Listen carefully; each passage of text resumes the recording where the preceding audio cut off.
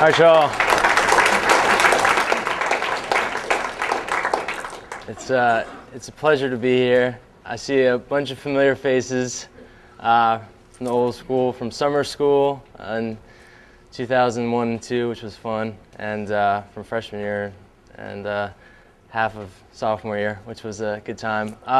Anyway, I'm here just to kind of tell you what it's like once you leave the program with or without a degree, but hopefully with a little bit of knowledge from the program.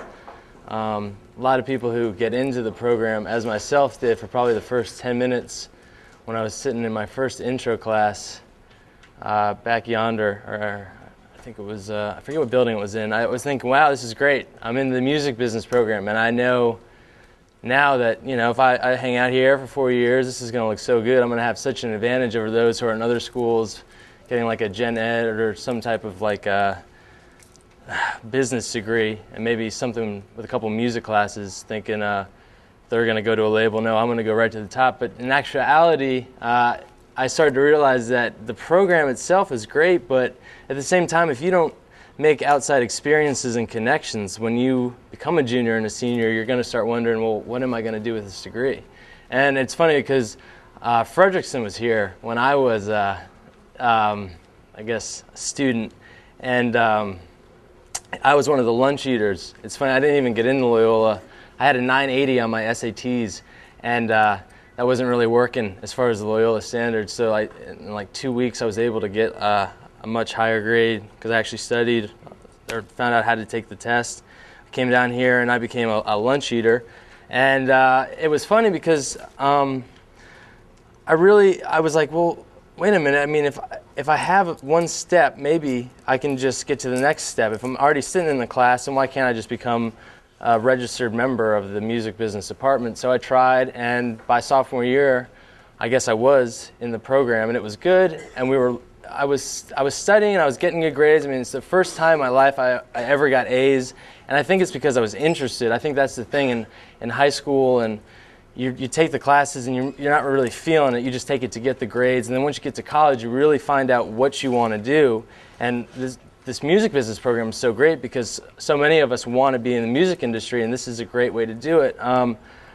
Finally, I think for me, freshman year, like getting good grades was one thing, but the experiences that I had, getting to work at Voodoo Fest, I remember with a bunch of my peers, freshman year was exciting.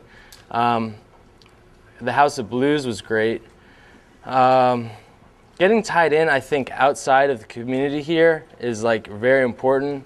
No other place, it's funny, in America, I think, can students so easily get into the city scene. It's funny because I know MTSU's got their program, Middle Tennessee State, and the thing is, you go to Tennessee and you're in this music business program, but you've got thousands. I mean, like, I don't even know what the number was, maybe it was a crazy number of students all in this music business program, but then you think, well, what's outside? You know, if I want to do hip-hop or I want to do drum and bass or something, I'm going to MTSU, and I'm sitting in a class, you know, and then I go to put on a show, and it's at a country western bar. Well, the locals might not appreciate that as much, but down here you have so many different styles of artists who are trying to break out. I found up in New York, a bunch of people who are up there at NYU, they usually have connections even before they go there. So it's good for them, just, I guess, like on another level. But down here, you can kind of just get yourself right into the scene without knowing that many people. If you just take advantage of, different, I don't know, like local, it's hard for me. I'm trying to remember what I did. I went right to the House of Blues and just applied for an internship, and they were happy to have me. If you just demonstrate the least bit of knowledge, I'm trying to think how else I could help you out. But also, it's funny, as I'm sitting up here, I also have to say, you shouldn't really get too distracted by college as far as junior and sophomore year. You should start thinking about the future, because in this industry, it really isn't about what you have on your academic resume. As what I said before, I can't stress it enough, experience. I mean, I've been DJing for 8 years now, and when I go to a job, it's not so much like it helps like what I took in college and how long I was there, but if I don't know, you know, like what's out and what's hot and what's being played, if I can't go in there and show them that I can demonstrate an accurate knowledge of what's popular and what's going to help their club out, then I normally don't get the job. I know there's a couple DJs here, but it also works for bands as well. You'll see how a lot of people will try to book acts in the future that are going to break big, or maybe they have a popular style coming out. For me, it's hip-hop up in DC, and I think that's popular down here too. It's just different kinds. I mean, when I came back here sophomore year and I was playing go-go and old school New York hits and stuff like that, people loved it. And then when I would go back home to play up there in DC, we'd play a lot of New Orleans bounce and Juvenile and No Limit that they haven't heard. So that's another great thing, is to take the music that you find here home with you. I know a lot of you might be from California or out west, and they really don't have too much of what we have down here, up there and out on the West Coast. That's another important thing, is for you in bands and who are making demos. I think to take those back to your friends and pass them out is a great way to get exposure just for your bands. For me, I have a bunch of friends out west, up in New York. Trying to think. Houston's big because they actually have a really big rap scene that a lot of people don't know about. It's kind of like New Orleans. I'm trying to think what else for me works as far as passing out my music. What kind of DJs? I actually do, for me, my thing is remixes. I've DJed for a while now, and the thing is, people don't necessarily follow lyrics anymore, which is unfortunate. Like New York style music, you'll find a lot of people are into what they were saying, like Tupac and Biggie. That's when kind of rap meant something. I think nowadays it's not so much about the lyrics anymore, because everybody's got 22s and rims and big-breasted white females. So I think it's important to kind of stick to the beats. Virginia, we have a lot of pride kind of because of our music, because we've got the Neptunes and we got Missy and we got Timberland and who else do we have? I think who was it, Babyface or Babyface, yeah. And those, it's just it's a different way of life up there, because there's so much talent up in DC, and that's the problem that I'm so frustrated with every day is when we make the producers up in DC are great. They just have no idea what they're doing as to get it out to the rest of the world. And that's kind of what I wanted to really touch on for you as I'm rambling up here. It's funny because I'm coming down on the plane going, what am I going to talk to these kids about? How can I try to give them an idea of how I feel about things, and what do I have to offer? I guess the thing is, it's just you never know what's going to happen. And that's kind of like why I like coming and talking. I mean, I do it a lot. I kind of advise people back home as to what to do. They come to me for advice because we do run successful parties up in DC and local clubs that I DJ at a lot. And the thing is, I think for me it's spontaneous and being original. I mean, people who used to know me, some people used to be scared of me, which which is okay, you know. But I think that's what's always been so much fun about the parties that we throw and the shows that we do. I mean, you never know what's going to happen, and people love that. I mean, I'm sitting up here trying to be all polite but I just have to be real. I mean, people get tired of the same old crap that they see on TV. I mean, I don't even watch MTV anymore. I can't stand MTV2. It's all starting to change, and you just got to start thinking, like, get outside the box and think, what's going to attract people to this? Or when they see my flyer, what's going to say, damn, that wasn't made with a home copier. You got to put like lots of ideas, like, because you might think, that will never work, but then you show up and you're like, good Lord, this was the best idea I ever had. And who knows what you were doing when you had that idea, but it's just so good to get those ideas and try to make them real. I think for me, the best way to kind of show you what I'm talking about for what I do would be to show you one of my remixes that I did do. The thing about my stuff is I have different remixes, and you'll hear, some of you might have heard of DJ Danger Mouse, who did the Gray album, and the cool thing about that was he took the Beatles, the White album, which was so famous back in the day, and the Black album, and thus we have the Gray album. But what's cool about it is he put his own spin to it, and that's what a remix artist is. It's someone who has a lot of a feeling for lots of styles of music and can incorporate them together, and trying to put his spin on it, because sometimes you'll hear a beat on a CD and you'll be like, wow, the lyrics to the song are great, which is rare, like I said, nowadays, and then you'll be like, but that beat just sucks. And I think for me, let me see which one it is. I'm Swift T. Swift T, are you with a crew or are you just solo? I used to do, I don't know, when I was down here, let's see, what did I do down here? I was at House of Blues for a little bit. I'm kind of big back home. I'm more of a freelance guy. People just call me in when they need me as backup. I think for a couple of days I managed to sneak onto the CaliCom tour down here, and that was kind of my reason for leaving, because after like going around with like those guys, it's a totally different experience. I think once you get on a tour and you see what the lifestyle's like, it kind of gives you an idea of like, well, whether you want to go do that way or I don't know. And once I went on and I just saw it could be done, I had to go try it for myself. I started out doing like, I mean, I'm not gonna lie, like weddings and bar mitzvahs and stuff, and that's good for money, but there's not too much credibility there. You know what I'm saying?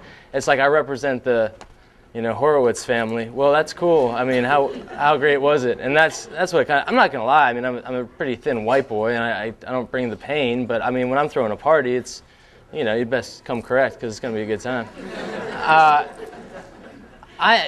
I am glad I am here because I encourage you to ask questions that you wouldn't normally ask people who come down to talk to you, because I'm just going to give it to you real. I mean, I'm not going to lie. I left college thinking, damn, I can do this. This ain't a thing. This book's crap, man. Like, I read it front to back in 3 or 4 days. This is nothing. This music business stuff is cake, but I'm not going to lie. I got out of school. I went home. I started throwing parties. It was great for a while, but, I mean, if you don't really have a plan when you leave, or you're gonna have those good times and they're gonna be great, and then you're gonna have those bad times and you'll be like, I have no idea when this is gonna come to an end. I remember, I really hit rock bottom for a while when I got home, and I just had to reevaluate what I was doing because I wasn't in it for. Once the money starts to get into it, you kind of lose why you started out in the first place. It's like, well, you make decent money, you're like, wow, this is great, there's more coming, and then all of a sudden it's like someone pulls your night just like that. I mean, unless you have a contract with a DJ, with a club for like a set amount of time, or if you do a couple tracks and you're copywritten or your name is somewhere on the contract, then there's really no way for you to know how long that term's going to be. I mean, you just have to be thinking and planning, and that's something I wasn't doing. I wasn't thinking about the future. I was thinking about, okay, I get this much tonight. How much longer will this last till tomorrow afternoon? And that's what the problem is I think you just got to be able to get out and say, if I really want to start an entertainment company, if I want to be a DJ, if I want to be in a band, I have to know that I need to have something that can supplement this lifestyle if I can't handle it all, from gigging, playing shows, selling CDs, and merchandise. I think I got the ghetto blaster out in the.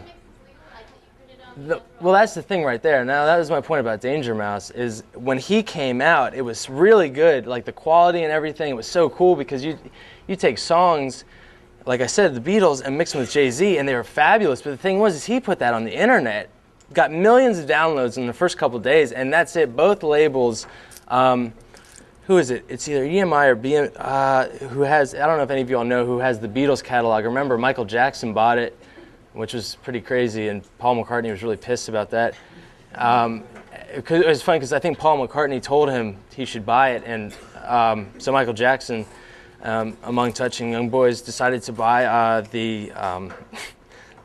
the copyrights. So he put that online, and days later, both Jay-Z's label and the Beatles said, we got to pull this off the internet. But what was cool about that for Danger Mouse was they didn't they didn't file any lawsuits or anything. But what it did do was help his career, and that was cool for him because it was like it was kind of a risk thing. And he was able to get a career out of it. I mean, he's played shows and festivals all over, and he's still booking and gets a pretty good price per night. I forget how much it is, like a couple grand, but still. I mean, also So are your presses legal? Well, no, that's what I was just about to say. For me, I mean, I have with me, this is my latest thing I did, and it was actually a Jay-Z remix that I did of Moment of Clarity, and this one isn't legal because, I mean, I don't use any samples. It's a good reason that you bring that up because a lot of times DJs use samplers. I play everything myself, so that's one way of cutting out as far as buying the rights or whatever to a particular sample. I mean, they have free license samples, so you could use a hook or something like a guitar part or a horn part that they actually have on sample discs. But I choose just to play it live because it's a lot more exciting for me. I feel bad if it's not working. I can always, I don't know. That's kind of a. It's not working. You got the CD player in the car? I don't. I really don't. Is there anything though that you're curious about as to when you get out of the program, like maybe what to? Yes. So do you record it live and then you play it off like a laptop? No, the thing is, I'll do remixes live, as in I use a motif turntables, and then I have CD players. I use a sampler, and I'll do them live, just wherever I'm at. I mean, that's just what's fun for me. Is a lot of guys will pre-record their stuff, which is cool. But for me, it's more of what changed my idea was when I saw DJ Shadow at the House of Blues. He was up there doing a lot of. That's when his Reconstruction tour, I think it was, one of his last tours he was on. Actually, it was a while ago, maybe 2 or 3 years ago, that I saw it at the House of Blues, and he was just up there, and everybody's feeling it. He was mixing it live, but I missed because he was using samplers, and there's nothing wrong with that, but I think it's good when you can actually play parts out. Like, there's nothing wrong with going to see a DJ, but it's also not as exciting. Like, if I went to see a DJ and he's up there playing instruments and stuff, I know, not like I'm really into it, but guys that have gotten big through that are like DJ Tiesto. I mean, he's done his most recent tour. He had bands come out playing live horns, live keyboards, and that's exciting, even though he's like the main focus. And those are like 25,000 a night guys, like him, Oakenfold, and all those guys. To be honest with you, I think Oakenfold is the biggest joke I've ever seen. I don't know if y'all are big fans of him, but some of his remixes, he just beats to death. I mean, he had a U2 thing that he did. It's a Beautiful Day. Well, it's been a beautiful day for about 6 years, according to him, because, I mean, he'll come out year after year with a new version of it, and I don't know how could someone like that can stay on top. I think it's cool when it first strikes, but after a while, it's just, I don't know. That's a big thing. The problem we have up in D.C. is people will come out with pretty good hits, and then they'll keep trying out to people will take that remix and do it over and over again. That's kind of why, like, DC is big. We have a lot of different guys doing that. The label the record label where I get all my records, they do that, and their guys will put out 5 to 6 different remixes of one track a month just to kind of mix it up. That's the thing about DC. It does have a pretty good scene, but it's DC. It's strictly politics, and it's not enough music, whereas you've got New York and LA that are really doing it. I think also one thing that I did want to say was the people that you meet at this school. I don't really think Loyola is the type of school that makes followers like MTSU or even NYU, or people who are all devoted just to getting the dollar and kind of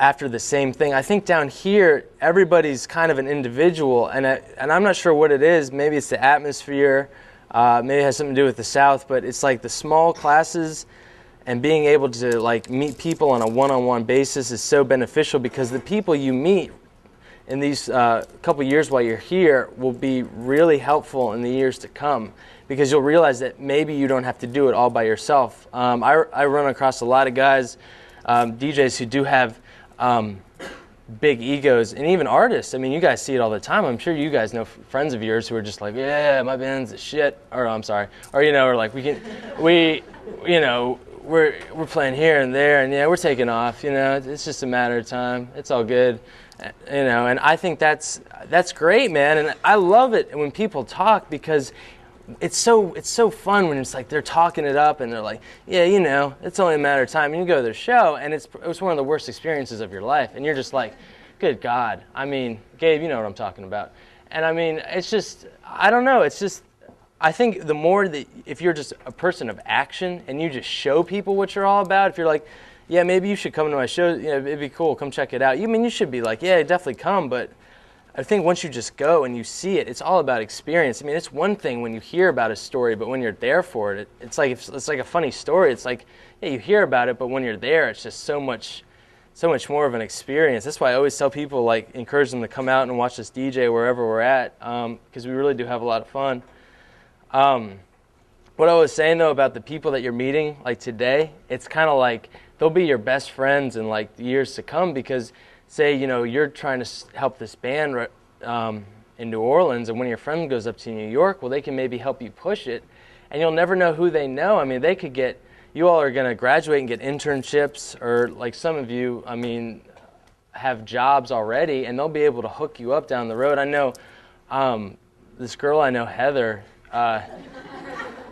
she's a nice girl, and I'm kind of required to say that because of the videotape. And she already has a job, like right out of like 3 months till she graduates, and I think it's pretty amazing just to show like patience and hard work pays off, because you never know, like that's just like who you're gonna meet. And she was able to meet her boss through a club owner in DC, or a club owner down the street.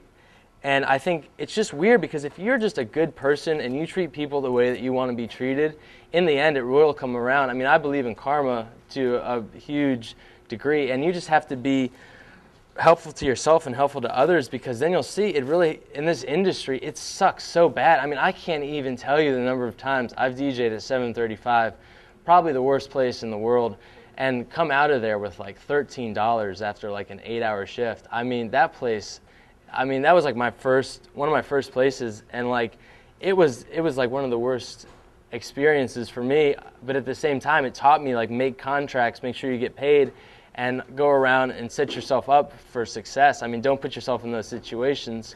I worked there for way too long, not really knowing how it all works out. I mean, I was just more having fun, like kind of the lifestyle, than I was like the life, like as far as being able to live and provide for myself. This should be interesting. I was looking forward to playing over the speaker. Next, I didn't know y'all had the full system here. Yeah, I'm not worried about it. Do y'all ever go to DC? Has anyone ever been up that way?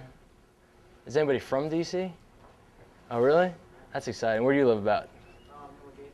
Yes. That's a good time. What's that? What's your favorite club in DC? Insomnia for a while. I had a long run there, and it was good. Right before all the stabbings, it was a really fun place. It really was. That's when I kind of gotta skedaddle. I do the kick and run, so I'm not much of a fighter unless I have to be. I really kind of want to put this on my shoulder when I play this for you, if that's all right for you. We will. All right. All right. What I have here is, okay, this is, I'm going to do two things for you. What I want to do is I want to play you the beat first, because I want you to, man, I'm sorry, the lights got me all nervous. I like the low lighting. It's kind of intimate. It's a good thing. It really is. I'm going to knock that out.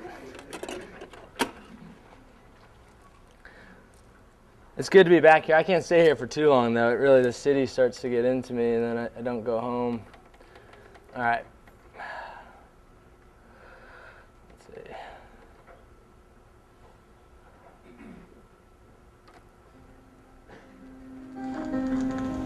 All right, this, I feel bad because you can't really hear it back there.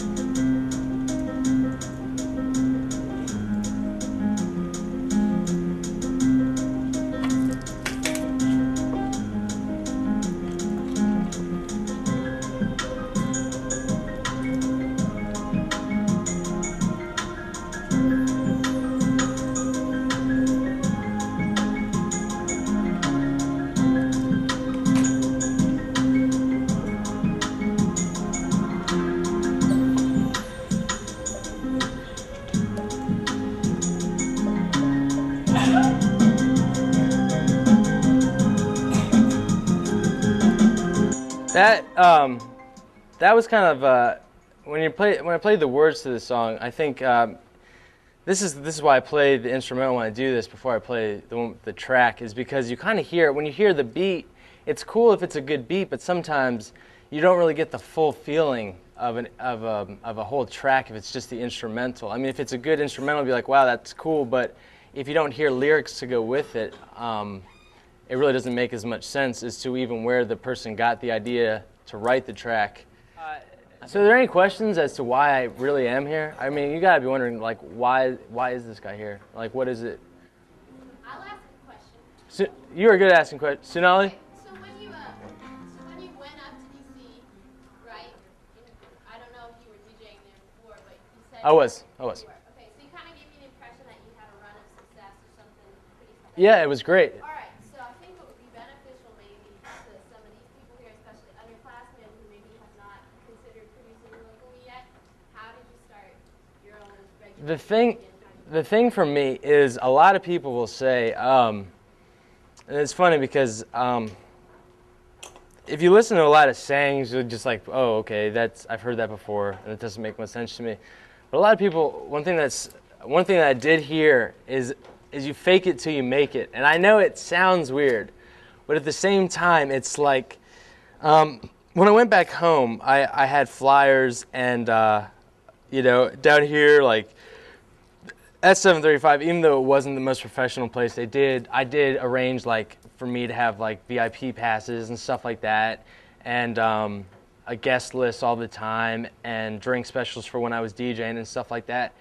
And it's kind of like if you go to where you want to go and make it seem like you're everywhere and like you dominate a certain, not the entire, not like you're some great person that no one's ever heard of, but if you've kind of put your name out there and tell people about yourself and promote it where you know you'll get a response, it really helps out. And for me, when I say fake it till you make it, it's just I would go around and tell people, I mean, everywhere about my shows. It wouldn't matter if it was the mailman coming to my door, if I was out shopping, if I was, talking to somebody at the mall, if I was getting gas. I mean, I would put flyers in every single place I could, and it is some degree annoying, and I have gotten in trouble for it, but I don't care. I mean, I want people to find out. When you have something, you want to be excited about it and get it out there. And I just think it's important, if you really want to make it happen, is you get out and you're shaking hands and you're telling people who you are and you represent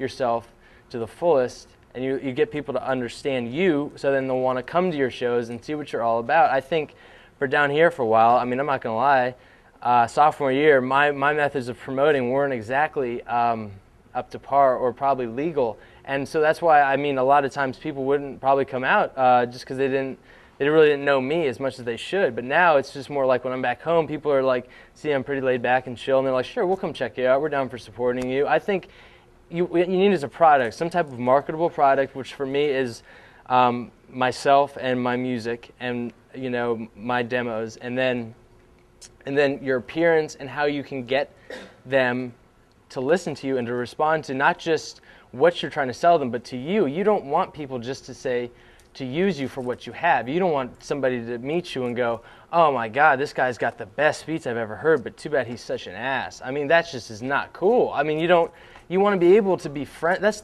Those are the best bands and the best crews and the best groups of people are people who are friends and then go into it.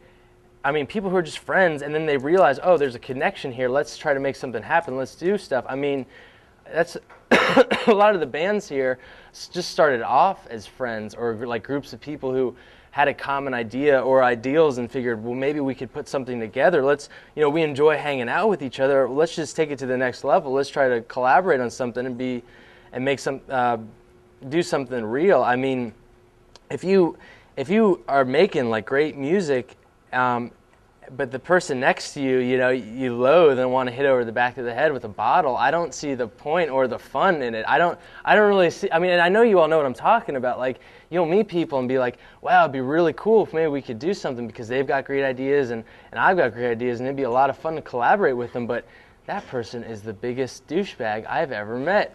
And it's just like you gotta be real and be real to yourself and say it's not worth it. Something else will come along. I mean, you just have to have faith. You guys have gotten here, which is amazing. I mean, it really is to some degree to be an honor to come down here, stay in this program, make something happen, get good grades, and then take it further and further. I sometimes really think I wish I could have stayed and seen what have happened, but for me, my path was to leave college and go home and try starting something. Luckily for me, it succeeded because I'm tied in up there. If I want to DJ, I make a phone call or a couple and say, I'd love to get put on tonight. Is there any place that needs me?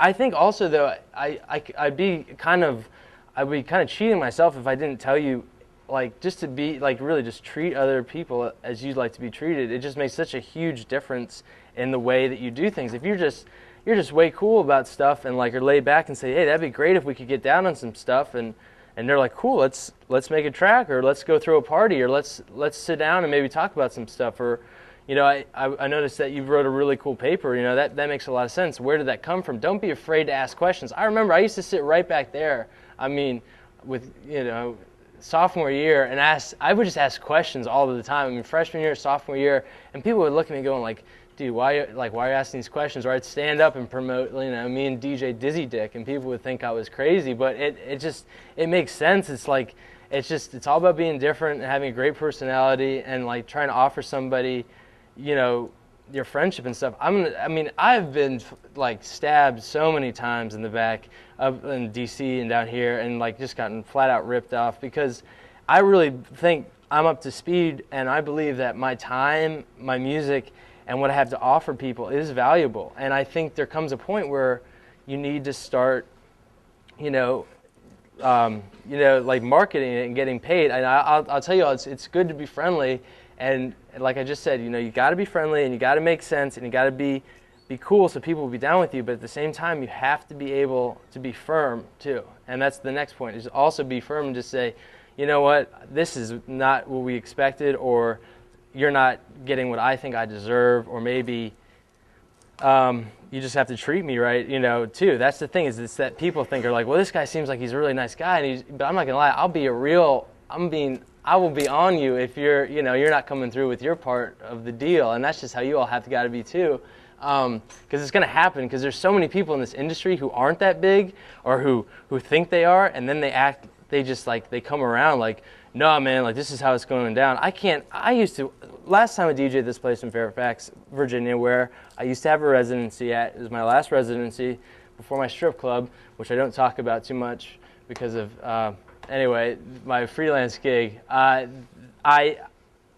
don't do that anymore, but the last residency I did have, the second to last residency I did have, the last night I was there, I'm up there DJing, everybody was way cool with me, the bars, the managers and everything, but there was one promoter who just decided to come up and get all in my face, asking me to play this and that, and yell out an area code or something, and I was like, listen, dude, I'm just going to try to DJ, and he wouldn't stop, yell out 503, and I'm like, listen, man, I can't take this anymore, and he starts pushing and stuff. Now, that's the one thing I got to tell you, it's just like, you can be confident and get your work done, but when you start to get into trouble, it's the best thing to do. If you think you should pull out and just, stop doing what you're doing and leave a bad scene, that's another thing I say, get yourself into good situations too, because the music business is really, really shady. And there's a lot of people out there who are just out for their own wealth and to get themselves, known, and just,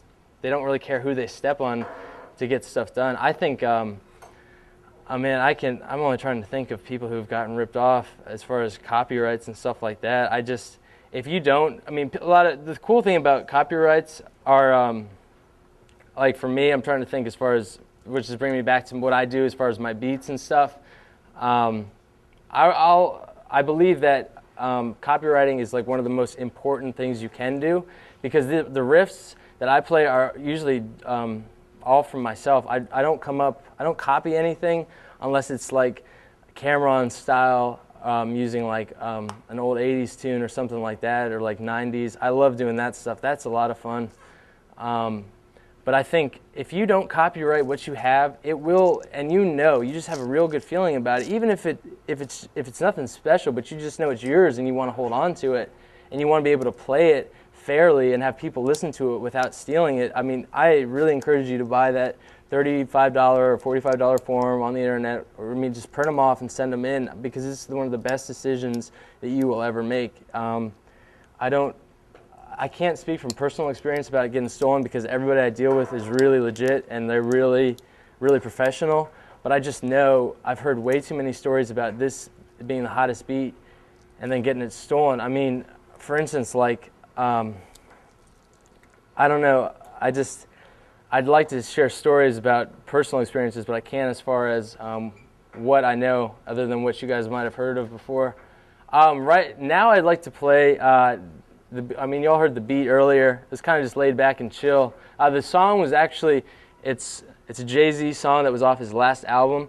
And another thing about remixes, I know that I wanted to say was, some songs are perfect. They really don't need to be touched. And that's one thing that a lot of guys don't understand is Danger Mouse had a good idea, but he lost it right there, because there are some songs on there that are just stellar. I mean, Brush Your Shoulders Off. I mean, it's great, just a great dance track. When you hear it, 99 Problems, Rick Rubin, that was one of the best songs I've ever heard. I thought that was so cool. And it's not like he had to do the whole album, he just chose to, which was cool, maybe to make it complete. But sometimes I think a good remix artist doesn't necessarily ruin something that is good the way it sounds. I mean, it'd be cool to maybe mess it up for fun, but it's just if something's, I believe certain things are just meant to be the way they are, and you shouldn't mess with them. But for me personally, I just like leaving certain things the way they are, but if I really don't like a beat, then I'll change it. The guy who originally did this beat was another white producer, which not like it really matters, but his name is Eminem, and he did a good job. I'd like to, I'm going to play my track right now. It's the same thing, it's just with vocals, so you can get an idea of how it sounds, and I think this one's a little bit more mastered.